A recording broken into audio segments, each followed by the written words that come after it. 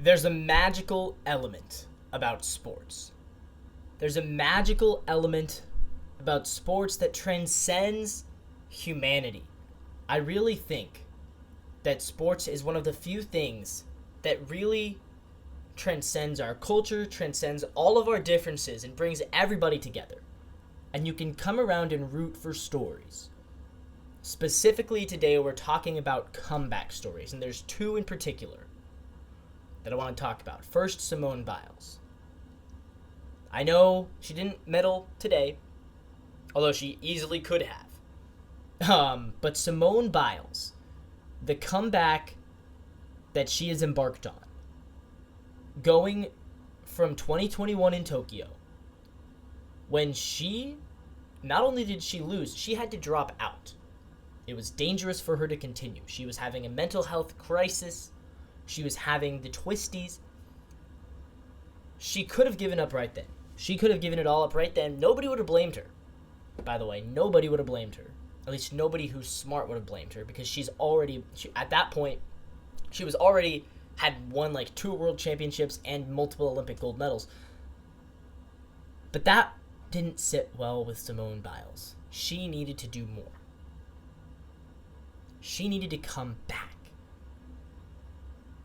She needed to get out there and prove herself to the world again. And she has done it. She's done it in huge fashion.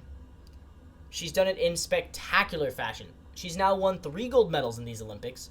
She's going to have a chance for 2 more. I don't know if she'll get those 2 more, but she's going to at least be in contention for 2 more.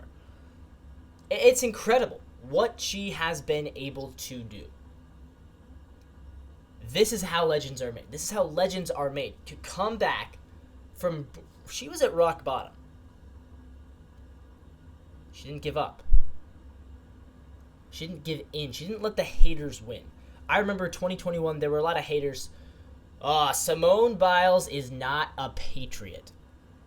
She's not patriotic enough. That's why she dropped out. She just doesn't love her country. And a lot of people making fun of her. She messed up. She's saying, but people are going to mess up. It's a natural part of life. Life is not going to be perfect for anyone, not even for Simone Biles. As good as she is, you're like, she has it easy. She's the best number 1 ranked gymnast in the world. She has been for like 7 years. But life still hasn't been easy on her. It's a journey. There's going to be difficulties. But Simone Biles is proving right now,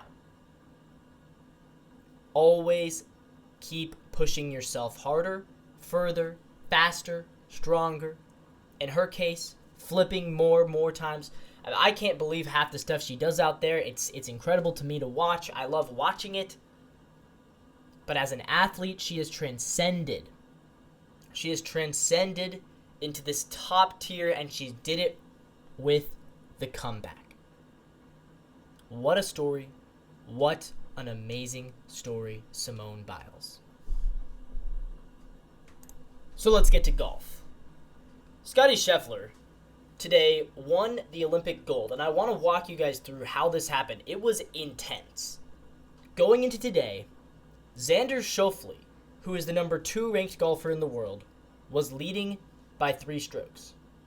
Scottie Scheffler was back by 6. Scottie Scheffler was not even on the podium. Schauffele, the number 2 golfer in the world, is in front. Rory McIlroy, number 3 ranked in the world, from England, who has been around for forever, and he's always been really good. He was up there in the standings. I believe he was in bronze medal position going into today. And then the other 2 contenders were Hideki Matsuyama out of Japan, Tommy Fleetwood out of England, John Rahm out of Spain. So those were kind of the guys that we were watching the most going into the finals today. And there were others who were up there. Victor Perez from France was playing really well. But it was Scheffler. We weren't really watching Scheffler. We were watching Schauffele, Rahm, Fleetwood, McIlroy, Matsuyama. Those were the 5 guys we were really watching going into today.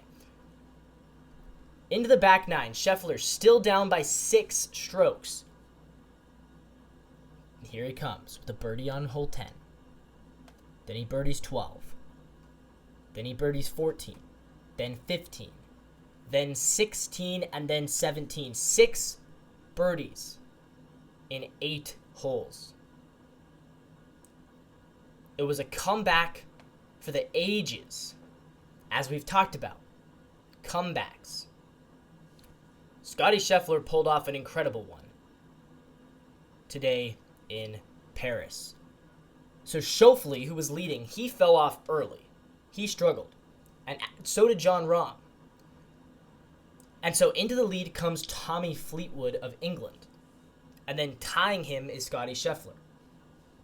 Heading into hole 17, it sets up a really, really exciting scenario where we had Scheffler in the lead,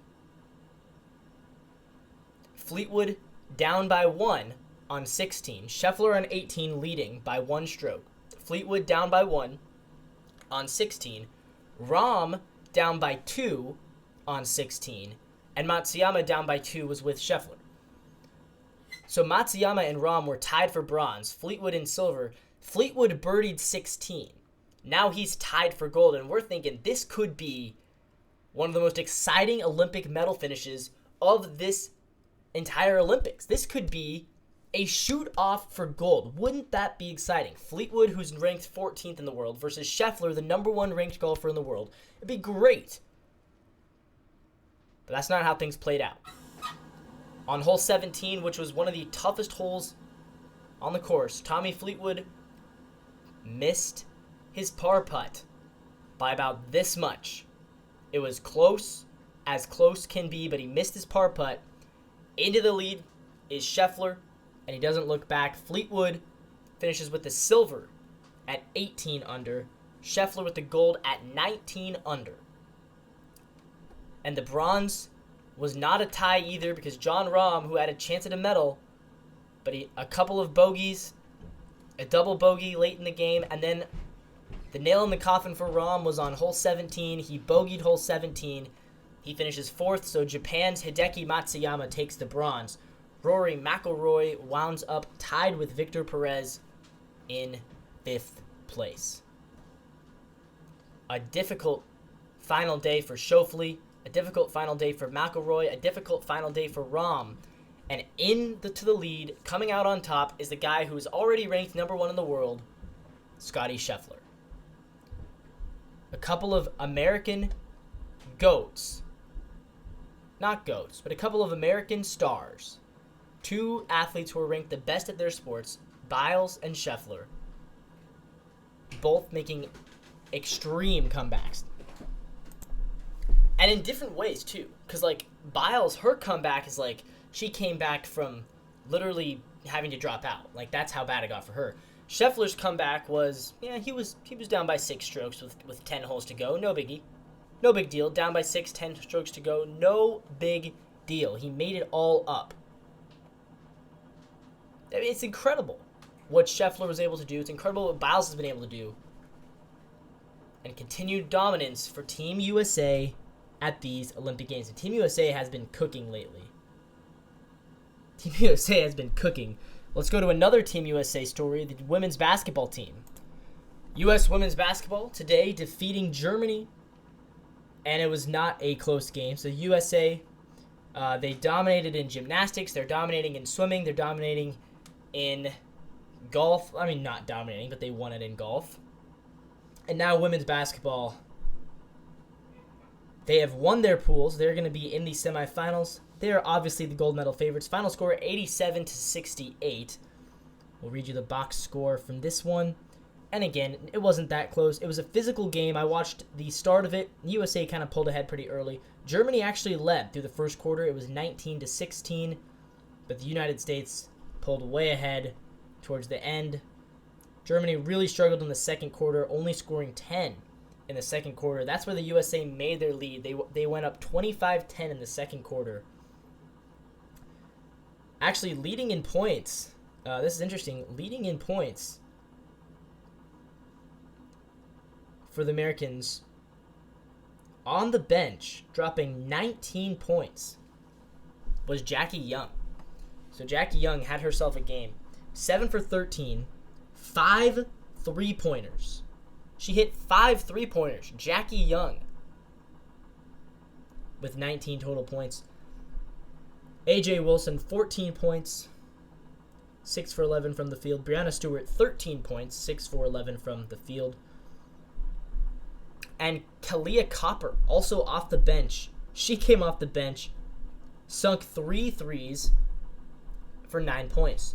She goes 3 for 5 from the field, 3 for 4 of those were 3-pointers. So all of her shots were 3-pointers. Brittany Griner, 4 rebounds, 6 points. And leading the team with rebounds, actually, was Nafisa Collier with 7 rebounds. Good game, all things considered. And it's funny, the minutes are so odd because I say off the bench, Chelsea Gray and Diana Taurasi, the veterans on the team, they aren't playing a whole lot. Taurasi started but only played 6 minutes. Chelsea Gray also 6 minutes. Collier has actually been leading the team in minutes. She's played 26 minutes today. AJ Wilson 24. Jewel Young 26 minutes off the bench. Excuse me, not Jewel Young. Jackie Young 26 minutes off the bench. And AJ Thomas 23 minutes off the bench. For the Germans, their leader in points was Sabali with 15, Peterson 14, Thibich 10. So another good game for the Americans. They win their pool. They went 3-0 in pool play. So the men's and women's teams both undefeated. The United States women's basketball team, guys, they have not lost a game in 59 games. That is how dominant they are. And they are, of course, going to cruise to the gold medal. I mean, I don't want to say cruise. They might struggle a little bit in the semifinals and the finals. But all things considered, they are the favorites, and they absolutely should be. Let's talk medal count, because it's been a really good day for the United States. Yesterday was the best day for the United States in the history of Olympics as far as medals. They won 21 medals yesterday. They continue to cruise in the categories of silver and bronze. 26 silver medals, 25 bronze medals, 18 golds. They are now only one back of China after Ryan Fink just won his gold in the men's 1500 free. So the United States, they have won gold in the 1500 free for both men's and women's, Ledecky and Fink. China still with 19 golds. They are just one ahead of us. The U.S. with 69 total medals. We're the only team above 50. China is now second place in overall medals as well. France, they are in third, 43 total medals, 12 golds. Australia with 12 golds as well as Great Britain, and Korea at 10 gold medals. So only 6 countries with 10 gold medals. And good for Korea. I feel like Korea is not a traditional powerhouse. Japan got off to a really hot start. They were leading with 7 medals like a week ago, and now they're just at 8 gold medals, so they have kind of fallen off. Italy, Netherlands, Canada, and Germany also in the double digits. And then, Romania. 3 gold medals for Romania, 3 for Ireland, 3 for Hungary, 2 for New Zealand, 2 for Sweden, 2 for Croatia. And we continue down the list. Brazil has done well in the total medals. They have 10 total medals, but only 1 gold. And Greece has done well, 5 total medals, but no golds. And we go all the way down to Slovakia. So how many? Let's see, 61, 62, 3, 4, 5, 6, 7, 8, 9, 10. So there's 70 countries total that have medaled in the Olympics so far, 70 out of 204. We'll see if we get to half. My guess is that we will. Cape Verde even won a bronze medal in boxing. Wow. You don't see that very often. You do not see that very often. Egypt with a medal in fencing. Tajikistan has 3 medals, 1 in boxing, 2 in judo, all bronze. And India, I continue to be baffled by India because they're such a big country, and all they can medal in is shooting. Like, for a country that has the most people in the world, 57th? Like, India. Come on, man, what gives? You're behind Tunisia, you're behind Fiji, you're behind Armenia, and Kosovo. Kosovo has done better at the Olympics than India. I don't understand it. India, what gives? You're seeing a medal from St. Lucia one gold medal from St. Lucia. It is in athletics, and I want to talk about that for a second. So this is Julian Alfred, and Julian Alfred is a sprinter from St. Lucia. She comes from the island country of St. Lucia. If you've never heard of St. Lucia, guys, it is a great country. A beautiful little country, beautiful island country. My favorite country singer, Kenny Chesney, used to live there. Fun fact. St. Lucia, yeah, beautiful. I'm going to pull up a picture, actually. Like, this is where she comes from. This might be the most picturesque island country in the world. Look at that. I mean, it's beautiful. With that being said, Julian Alfred. Incredible race. Just incredible. And it's a nice little story. So she comes from St. Lucia. She goes to college in Texas. Big school, Texas Longhorns, obviously. Big school. However, because she's from St. Lucia, she has struggled to make it on the world stage in these events because St. Lucia is such a small place. They occasionally don't even send committees to the World Championships. So she has been relatively quiet on the world stage as far as being a sprinter. She does the short distance. She does 200 meters, 100 meters. And so she was not expected to be the favorite in this event because she didn't even run at the 2023 World Championships because she wasn't able to because she's from St. Lucia. She did very well in the NCAA, but didn't win in the NCAA either, I don't believe. And now she has to race against Sha'Carri Richardson. And if you know Sha'Carri Richardson, she's the one with the nails, the long nails. And Sha'Carri Richardson is good. She's fast. She's a winner. And the whole storyline leading into this 100-meter was that Jamaica was supposed to be the top contender to take down Sha'Carri Richardson. Right? So Richardson was the favorite. But if you've seen the documentary on Netflix about the sprinters, Shelly-Ann Fraser-Price, Jamaican sprinter, she was supposed to be the number 2 contender to take down Sha'Carri Richardson. And instead, not able to. Because she withdrew. She withdrew from the event. Why did she withdraw from the event? Well, according to ABC News, she withdrew from the event because she wants to only do the 200 meters. She really wants to win gold at the 200. She drops out of the 100 meter. All of a sudden, Sha'Carri Richardson's top competition, the only sprinter who has beaten her on an international stage before, right? Fraser Price has beaten Richardson on the international stage. Julian Alfred has never beaten Richardson on the international stage. But Fraser Price drops out, and now it is Alfred's time to shine. So Richardson comes in heavy favorite. I can't show you the footage. I wish I could. It was great. You should look it up. And here comes Alfred going, and she wins that medal for St. Lucia. So I looked into it because I was curious. I love a good upset. One of my big problems actually with this Olympics, not as a problem, but I wish there was more upsets. I feel like this Olympics has been so many favorites that are winning, like, you know, Simone, Team USA, Katie Ledecky. Like, I love Team USA for winning so much. A lot of the favorites continue to win. But I looked it up, St. Lucia, because this is a huge upset. Julian Alfred beating out the heavy favorite. She won by 0.15 seconds. That was the first gold medal in St. Lucia's history. They've never won a medal before. And she's done it. I mean, come on. Is that not a fun story to root for? St. Lucia, this little island country. Beautiful island country, but tiny. Julian Alfred was not supposed to win this medal for them, and she did. I love it. I love that story for them. I love it for her. I love it for St. Lucia.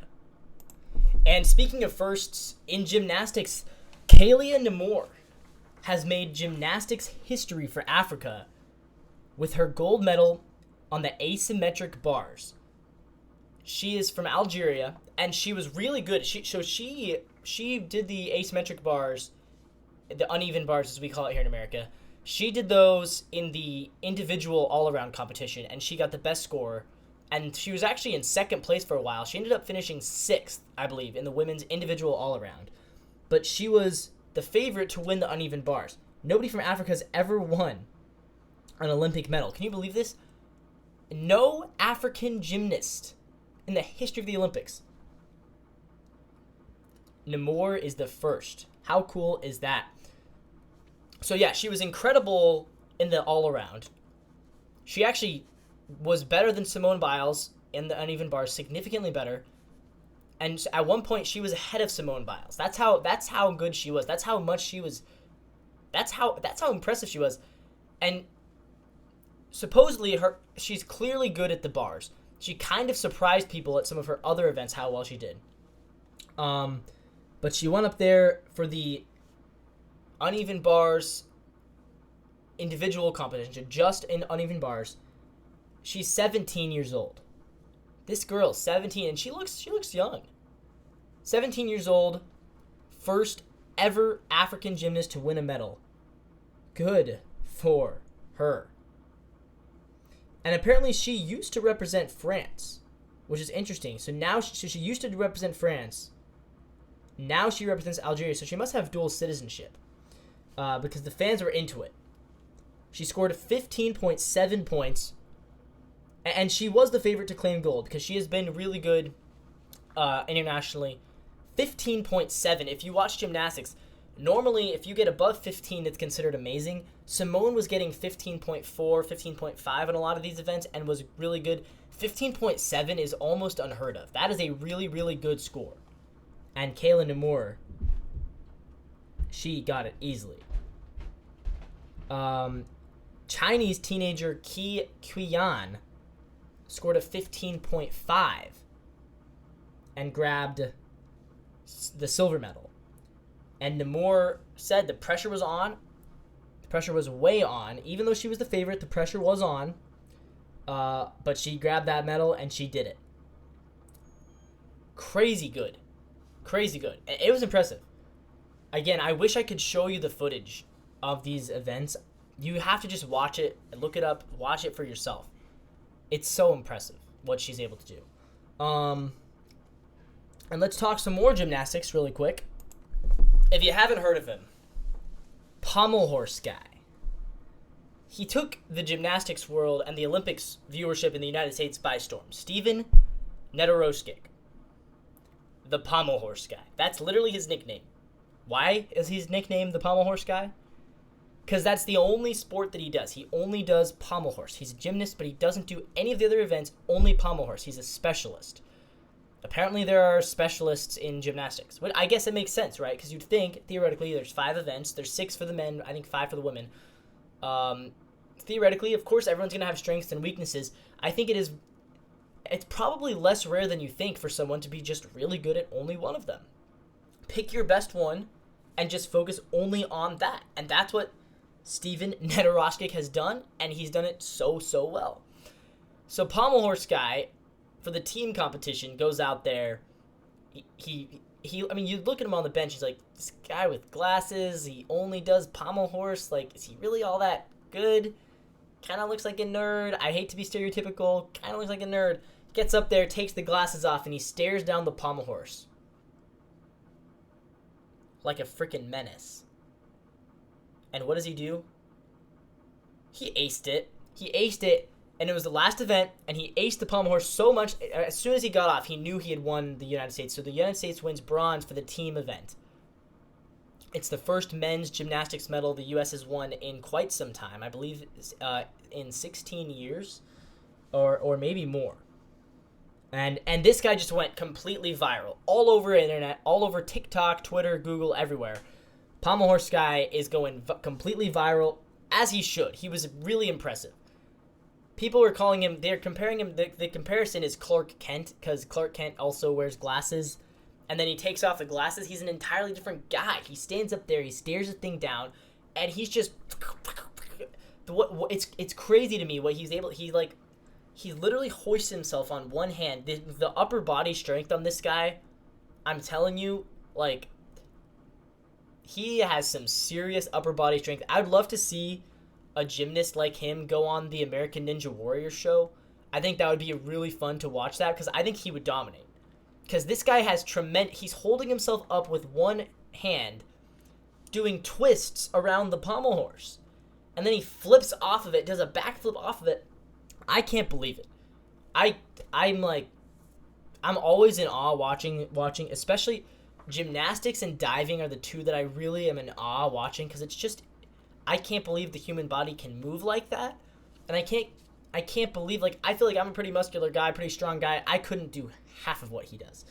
So Steven Nedoroscik went viral again for solving his Rubik's Cube in 10 seconds. Yeah, he's a Rubik's Cube guy. Again, kind of a nerd comparison. No, but Nedoroscik went back out there, and he just won his second medal of the Olympic Games.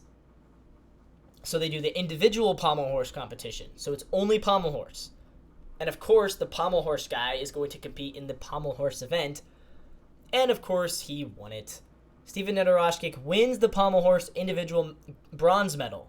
So he didn't win the gold, he won the bronze. So he's at 2 bronze medals these Olympics. But even more special than that, perhaps, think of it this way. He walks away with these Olympics with 2 bronze medals. That's awesome. That's cool. But also, he went totally viral. So he's probably going to make a lot more money in the future just from, like, sponsorships, brand deals. Like, he's going to get sponsorships and brand deals, which is so cool for him. And that just goes to show, be really good at what you do, you're going to have success. Steven Nedoroscik, great story, again, coming from the Olympics. Man, I just talked for 25 minutes about the Olympics. I'm not supposed to. Normally I talk about other sports on this show, but the Olympics is kind of what, like, there's not much else to talk about. Like, in baseball, the Mariners got a big win last night over the Phillies, 6-5. Mitch Haniger with a walk-off walk. The Orioles, they beat the Guardians 7-4, so the Orioles are, I believe, a game and a half now behind Cleveland for the number 1 seed. They play again. I think they're playing again right now, actually. So that'll be a good game to watch, a good series to watch. And Aaron Judge is at 41 home runs. So if he wants to hit 60, he needs to turn it into the next gear. He has 2 more months, a little under 2 more months to do it. He's at 41 right now. I wouldn't say we're officially on 60 watch yet with him, but pretty soon we're getting there. We're getting to that point. That's everything I have to say for today, guys. Thank you all for watching the show. Thank you for listening. If you're listening on the podcast, leave us a like, subscribe, 5-star review. It really helps. This is Coast to Coast Sports. Stay tuned for so much more coming up on Coast to Coast Sports. Lots of Olympic coverage. You don't want to miss it. We'll see you guys later today.